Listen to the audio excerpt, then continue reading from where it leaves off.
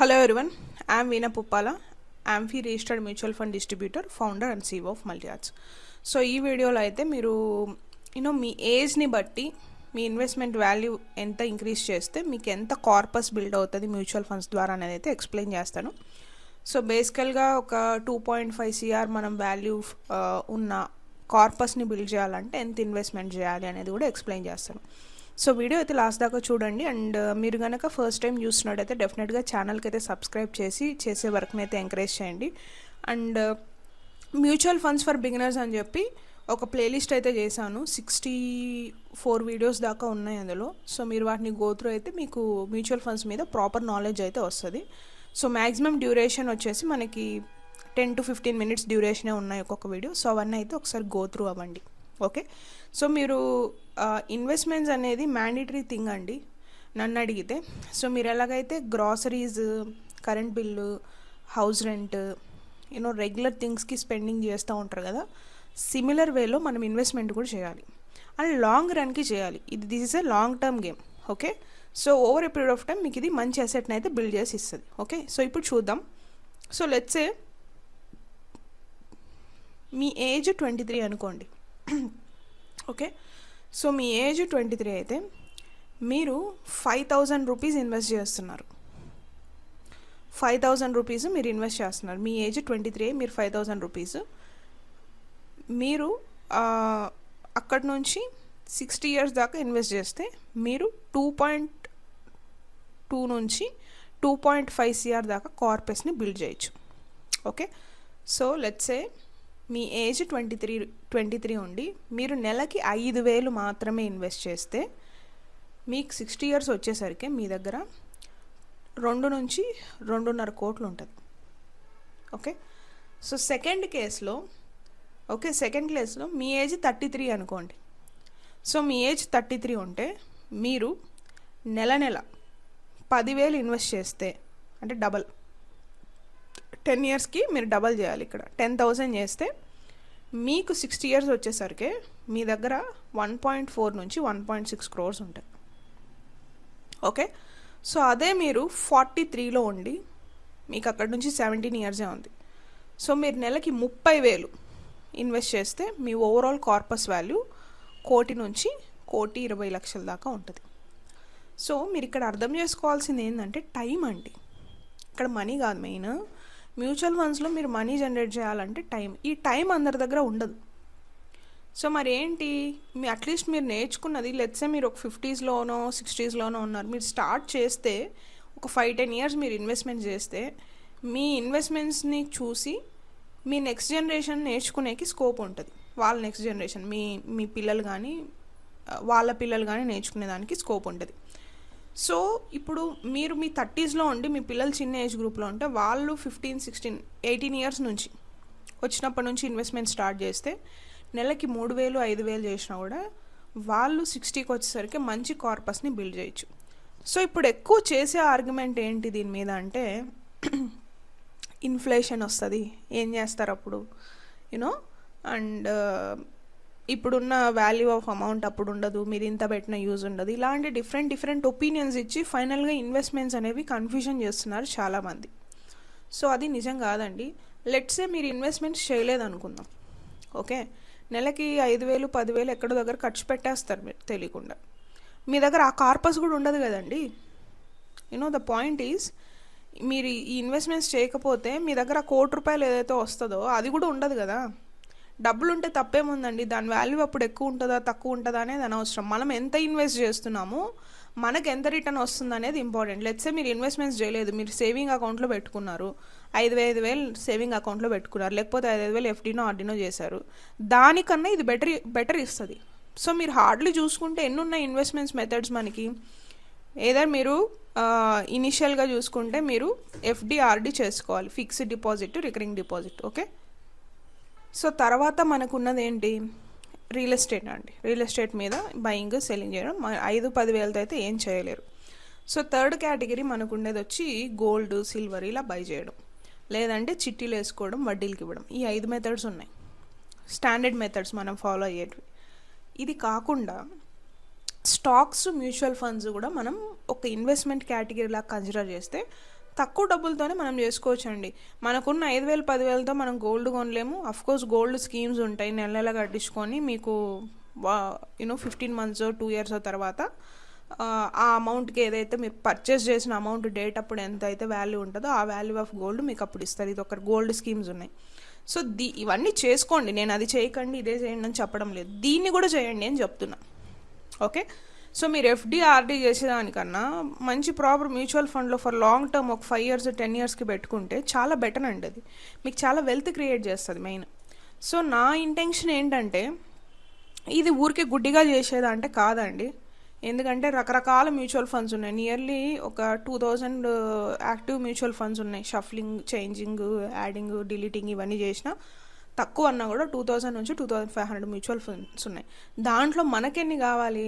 4 నుంచి 5 ఉంటే చాలండి. సో ఆ 4లో 5లో మనం ఆ 4 లేక 5 మనం ఏది పెట్టాలనేది కూడా మనకు క్లారిటీ ఉండాలి. ఇది గుడ్డిగా చేసేదైతే కాదు.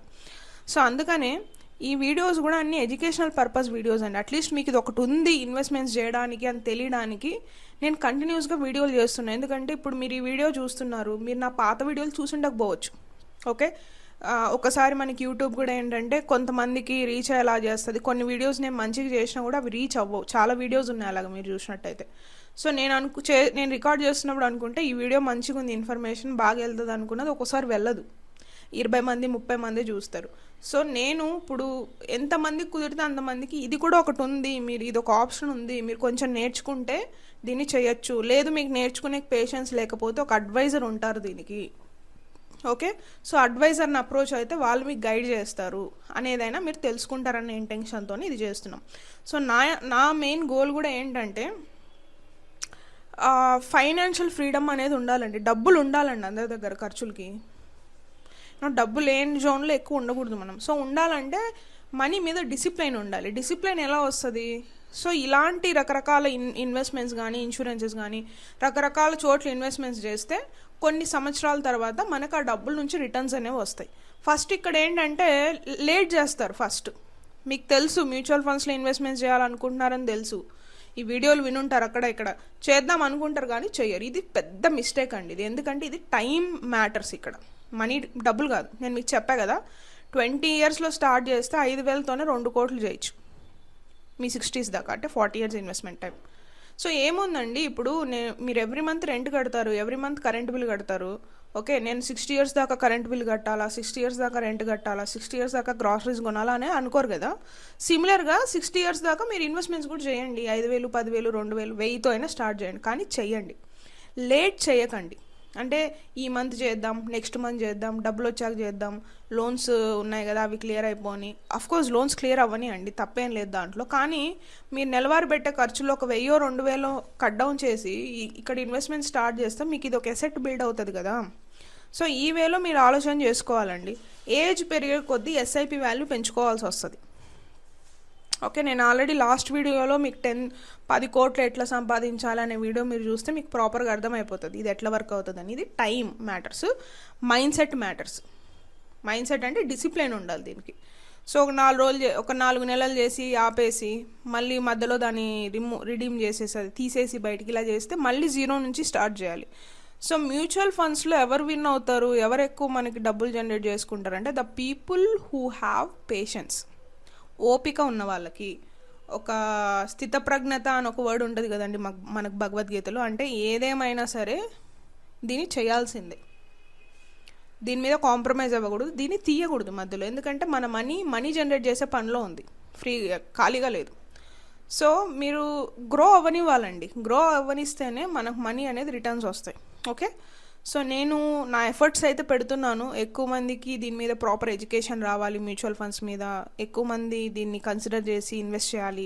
అట్లీస్ట్ 5,000 10,000 నెలకు పెట్టుకుంటా వస్తే కొన్ని సంవత్సరాల తర్వాత వాళ్ళ దగ్గర ఏదో దానికి ఆ డబ్బులు యూజ్ అవుతుంది. ఓకే, లేదు మీకు ఇన్కమ్ తక్కువ అంటే 2,000 3,000 కూడా ఉందండి ఆప్షను, 500తో కూడా చేయొచ్చు. కానీ చెయ్యండి, తొందరగా చెయ్యండి. చెప్పా కదా ఇది time game. Okay, so every month SIPs ఉన్నాయి, ఇప్పుడు నెలకు 500 1000 ఎంతో కొంత స్టార్ట్ చేయండి. ఓకే, నేనైతే మీరు స్టూడెంట్స్గా ఉన్నప్పటి నుంచే చేయమని చెప్తా. నాకు ఇన్ఫ్యాక్ట్ ఆ ఏజ్ గ్రూప్ చాలా బెటర్ స్పేస్ టు స్టార్ట్ అనిపిస్తుంది. ఎందుకంటే తక్కువ డబ్బులు పెట్టచ్చు, ఎక్కువ రిటర్న్స్ వస్తాయి. ఏముందండి మీకు అప్పుడు ఇన్ఫ్లేషన్ ఉంటుందా, మన డబ్బులు మన ₹1,00,00,000 50 లక్షలే చేస్తుందా 30 లక్షలే చేస్తుందా అనేది సెకండరీ నాకు. కానీ మీ దగ్గర 30 లక్షలు ఉంటుంది కదా, అట్లీస్ట్ స్టార్ట్ చేస్తే మనం ఎంత ఇన్వెస్ట్మెంట్ చేస్తున్నాం అది కూడా మ్యాటర్స్. పోనీ దీనికన్నా మీ దగ్గర బెటర్ ఆప్షన్ ఉందా? ఇందులో చేస్తే ఏం రాదు, ఇన్ఫ్లేషన్ వస్తుంది అంటే ఫైనల్గా ఏది చేయకుండా అయిపోతున్నాం. అట్లీస్ట్ మీరు దీని కాకుండా దీంట్లో మీకు ఇన్ఫ్లేషన్ వస్తుంది, ఫైన్, బాగానే ఉంది. దీనికన్నా బెటర్ది మీరు ఏమన్నా చేస్తున్నారా అది కూడా క్వశ్చన్ చేసుకోండి. చేయట్లేదు అంటే ఇచ్చేయడం బెటర్ కదా. ఇప్పుడు ఊరికే డబ్బులు సేవింగ్ అకౌంట్లోనో ఉందని చెప్పి ఖర్చు పెట్టుకోవడమో కన్నా అట్లీస్ట్ ఇది స్టార్ట్ చేస్తే ఇన్ఫ్లేషన్ వల్ల మీకు ₹1,00,00,000 30 lakhs అవనివ్వండి. సపోజ్ మీ దగ్గర 30 lakhs ఉంటుంది కదండి, అప్పుడు ఏమొస్తాయి 30 lakhs కానీ అప్పుడు చూసుకుందాం. కానీ మీరు చేయకపోతే ఈ 30 lakhs కూడా ఉండదు కదా అంటున్నా నేను.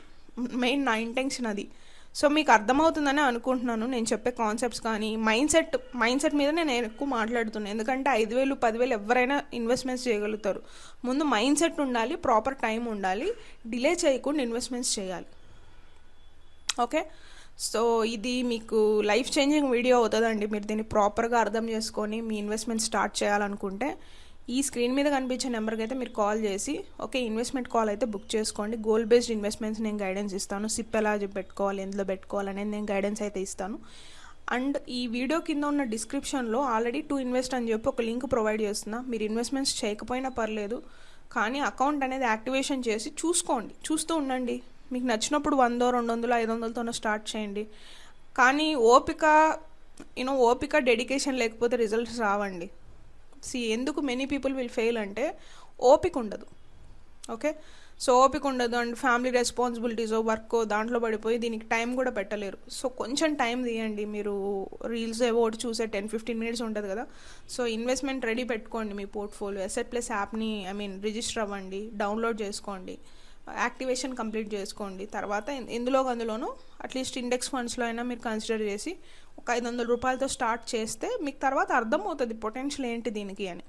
ఓకే, సో ఇది ఇంపార్టెంట్ అండి. అండ్ లాంగ్ టర్మ్ థింకింగ్ పెట్టుకోండి. 5 years 10 yearsకి మీరు every month groceries, current bill, రెంట్లు కట్టినట్టుగా ఇన్వెస్ట్మెంట్స్ కూడా పెట్టుకోండి. ఇన్సూరెన్సెస్ కూడా చేసుకోండి, ఎందుకంటే it helps us in a bad time. Okay, so wrong సిచ్యువేషన్స్లో మనకి ఒక ఆసరాగా నిలుస్తాయి. అన్నీ మనం అనుకున్నట్టు అవ్వవు కాబట్టి ఒక్కొక్కసారి అలా అవ్వాలని కాదు. So getting ready whatever the కాన్సిక్వెన్సెస్కి. Okay, so that's it in today's video అండి. ఐ హోప్ మీకు ఈ వీడియో హెల్ప్ఫుల్ అయిందని అనుకుంటున్నాను.